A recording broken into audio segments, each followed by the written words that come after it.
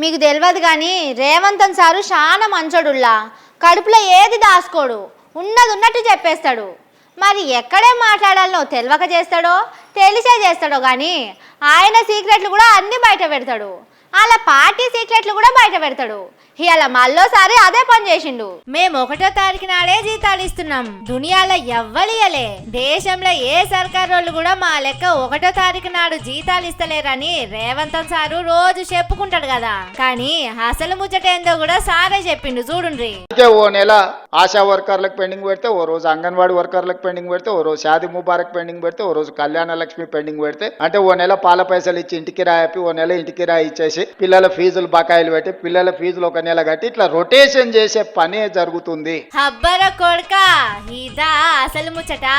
ఇవన్నీ దాచిపెట్టి 1వ తారీఖు నాడే జీతాలు ఇస్తున్నామని చిన్నగా పబ్లిసిటీ చేసుకున్నారా? ఇస్తలేరురా సామి అని కొలువులు చేసేటోళ్ళు చెప్పినా సర్కారోళ్ళ మీడియాల సోషల్ మీడియాలో ఇనలే. ఇవాళ సారే బయట పెట్టిండు. ఇంకేం చెప్తాడో చూద్దాం పారి. కొన్ని సమస్యలు ఉన్నాయి ఉండొచ్చు, కానీ సమస్యల మీద చర్చించుకుంటూ సమస్యలు పరిష్కారం కాలేదు కాబట్టి ప్రభుత్వానికి సహకరించమని ప్రభుత్వ ఉద్యోగులు ఎవరన్నా అనుకుంటే ఇంకా మన పరిస్థితులు దిగజారిపోయి నెల నెలా జీతభత్యాలు ఇచ్చుకోలేని పరిస్థితికి పడిపోతాము. మీరు అస్సలే తగ్గొద్దు సారు, ఇట్లనే బెదిరియాలే. ఓ 4 చింతబర్గలు కూడా తెచ్చుకోకపోయిందా? మీరు 5 ఏండ్లు ఉండిపోతారు, వాళ్ళు 60 ఏండ్లు వచ్చేదాకా అదే కొలువులుంటారు.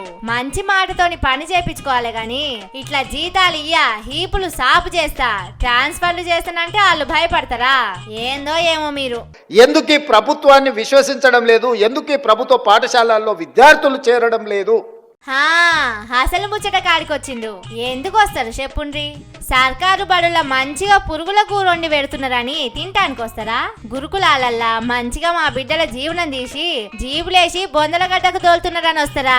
ఎందుకు వస్తారు? మంచిగా చూసుకుంటా మందు గోళీలేసి చూసుకుంటానని చదువుల శాఖను మీ తానే పెట్టుకున్నారు. మళ్ళా ఇట్లెందుకు అవుతున్నది అట్లెందుకు అవుతున్నది అంటే ఎట్లా? ఒకనాడు కాకపోతే ఒకనాడన్నా పట్టించుకోవాలి కదా.